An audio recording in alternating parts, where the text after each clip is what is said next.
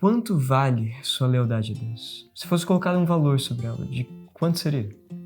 Às vezes pensamos que é possível conciliar a nossa relação com Deus com coisas aparentemente inofensivas. Balaão fingiu ser sincero, mas na verdade o seu coração estava cheio de ambição, e isso o colocou em grande perigo. A vontade de Deus prevaleceu, e ficou um recado para o povo de Israel e para o falso profeta. Ganância, o buraco sem fundo, é o tema da lição dessa semana.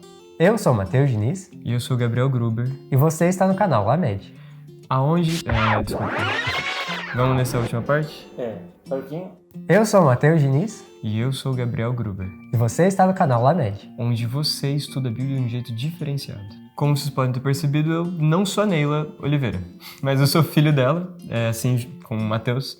E hoje que ela tá viajando e tudo mais, tá bem longe, eu vim aqui poder dar uma força pra eles. E é isso aí, se você é novo aqui no canal, não perca essa história. Inscreva-se para participar conosco, deixe o seu like, comente o que você achou desse vídeo e compartilhe com seus amigos. E agora sim, vamos para o vídeo. Os israelitas continuavam sua marcha e agora os encontramos avançando em direção às campinas de Moabe. Só pra gente situar, eles acampavam ao leste do Rio Jordão, que é o lado oposto de Jericó. A Bíblia nos conta isso em Números 22, no versículo 3 e 4. Quando os moabitas viram como os israelitas eram numerosos, ficaram apavorados. Disseram aos líderes de Midian: essa multidão devorará tudo que estiver à vista, como um boi devora o capim no pasto. Você se lembra de quem tinha dito algo semelhante? 38 anos atrás, Josué, um dos espias, disse que o povo não deveria temer os inimigos, pois não tinha quem os protegesse. Por outro lado, Deus estava com eles, e os israelitas comeriam eles como se come um pão. E agora, os inimigos estavam usando uma metáfora bem parecida.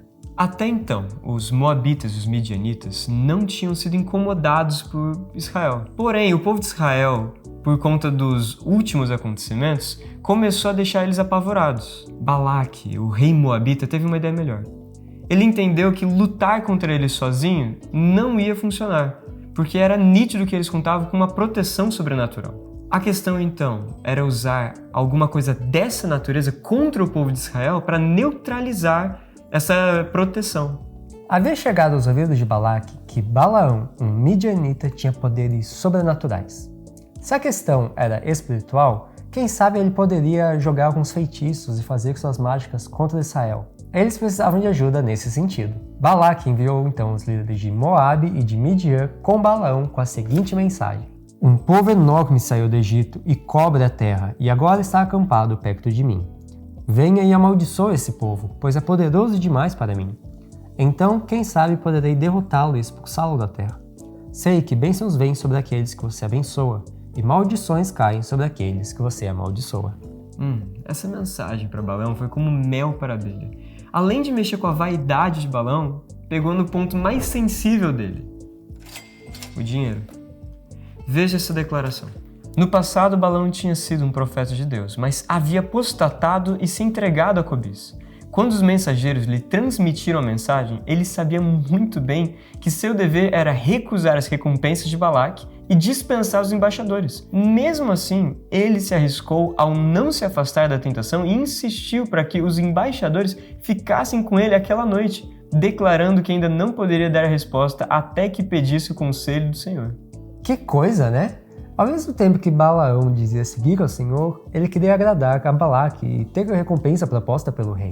Deus foi claro com Balaão: ele não deveria ir com os mensageiros e nem amaldiçoar Israel.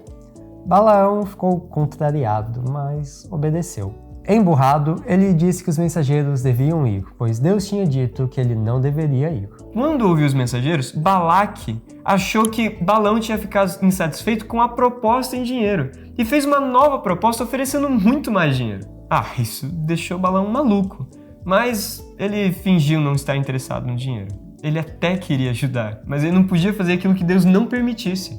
Tentando enrolar a Deus, ele pediu para os mensageiros dormirem lá mais uma noite para ele poder consultar a Deus. Deus sabia o que estava no coração de Balaão e decidiu ensinar uma lição para ele e também mostrar muito claro qual era o seu propósito para Israel. Deus permitiu que Balaão fosse, mas ele apenas podia fazer o que Deus mandasse. Ele então selou a sua jumenta e saiu correndo contar as boas notícias para os mensageiros.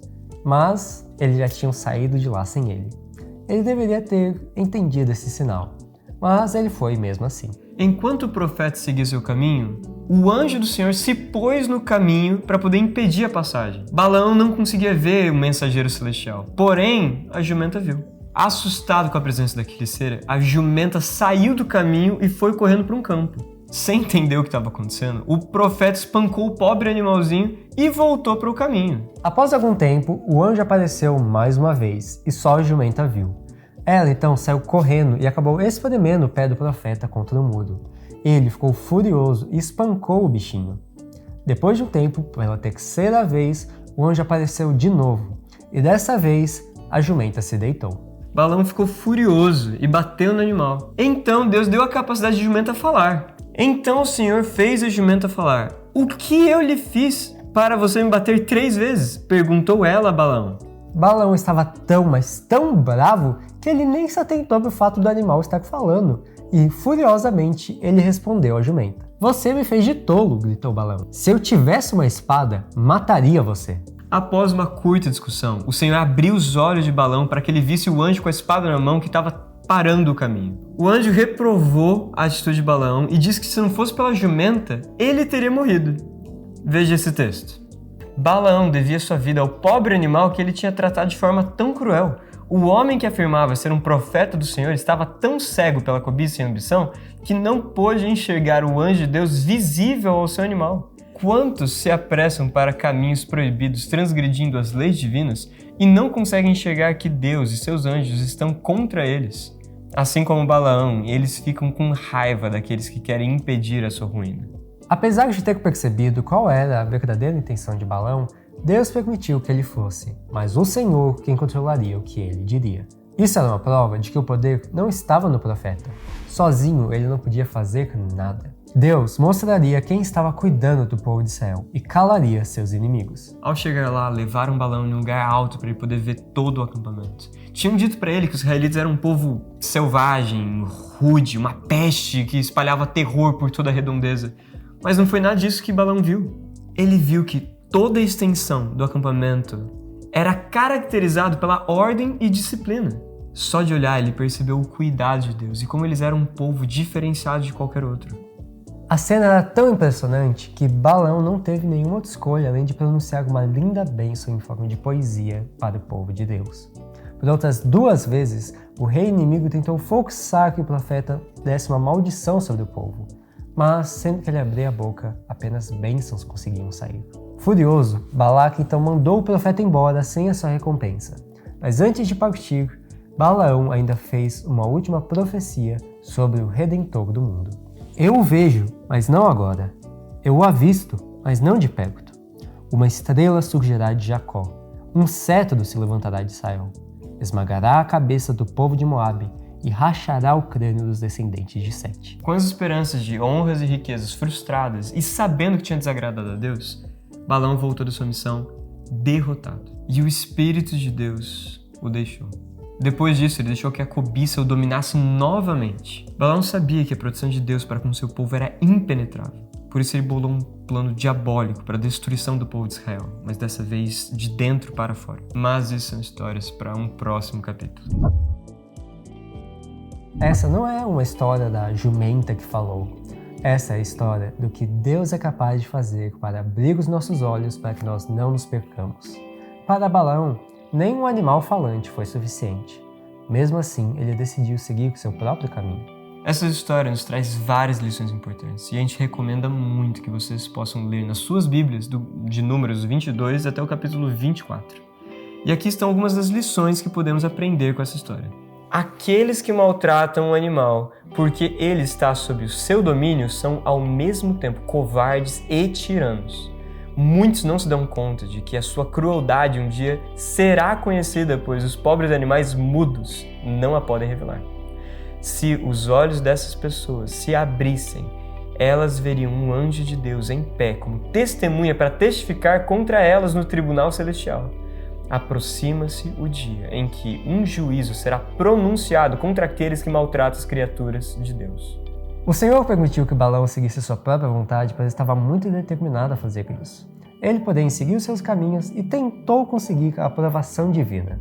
Hoje, milhares seguem um caminho semelhante. Seu dever está revelado de forma clara na Bíblia ou indicado pelas circunstâncias e pela razão. Mas, como as evidências são contrárias a seus desejos, eles as colocam de lado e apenas parecem buscar a Deus para saber o seu dever. Fazem orações longas e fervorosas para receber luz. Entretanto, com Deus não se brinca. Ele muitas vezes permite que tais pessoas sigam os próprios desejos e sofram o resultado. E chegamos ao momento mais aguardado do vídeo, os abraços, e sem demora vamos começar. O primeiro abraço vai para a base 14.12 da cidade de Enápolis, Bahia. O segundo abraço vai para a base Team Castelo do Rei da cidade de Manaus, em Amazonas. Para a base Heróis da Lagoinha da cidade de Cândido Sales, Bahia. Também um abraço para Adolemirim da igreja de Vila Mirim, na cidade de Praia Grande, em São Paulo. Para os adolescentes da igreja Luso-Brasileira de Oné, da cidade de Genebra, Suíça. Beijo, tia. Para a base Esquadrão de Cristo da cidade de Jaú, em São Paulo. Para a base Guardiões da igreja de Jaracatiá, da cidade de Goierê, Paraná. E também um abraço para a base Stefanos, da Associação Bahia Sul. E também um abraço para a base Dinos, da cidade de Nioaque, no Mato Grosso do Sul. E é isso aí, se você gostou desse vídeo, não se esqueça de inscrever-se, compartilhar com seus amigos, comentar o que você achou e eu vejo você na semana que vem. Eu não.